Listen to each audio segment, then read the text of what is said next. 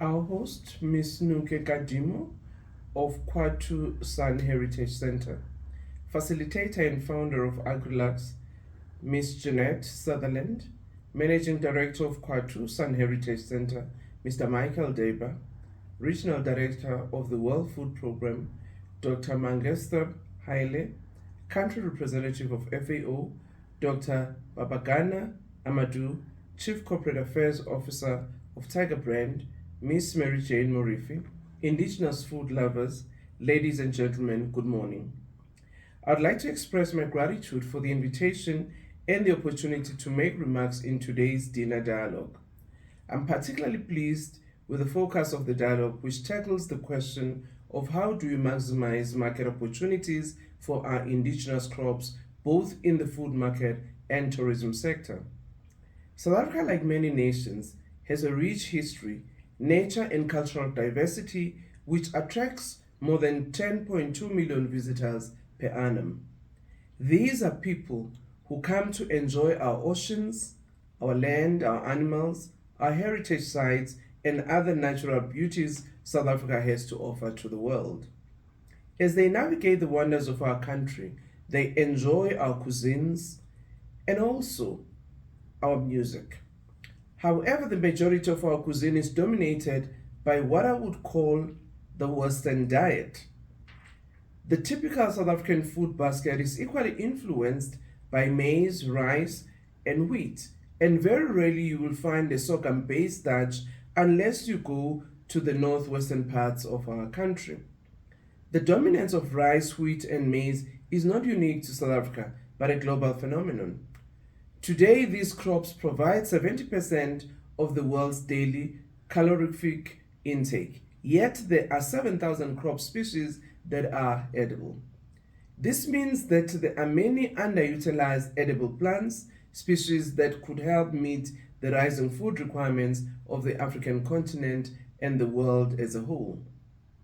The majority of these underutilized species are in Africa, and we need to start promoting them, prioritize them in our research and development programs, and elevate them in our consumer educational campaigns, including the travelers that descend on our shores for pleasure and business purposes. Currently, our part of the world is impacted by climate change, which affects us not only crops but also our human health. Extreme weather events like drought and heat waves are destroying the value of the Western influenced crops, but indigenous crops like sorghum, cassava, amadumbe, and calabashes often have proved to be more resilient and adaptable to our soils and climates. Even our indigenous goats and cattle are more resistant to disease and drought.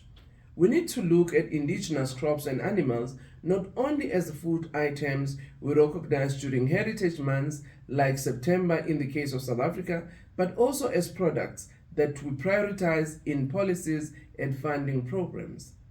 Most of us in the agriculture and food sector, whether as policymakers, farmers, or investors, often commit the mistake of overlooking the value and importance of indigenous crops when we formulate growth and poverty alleviation strategies.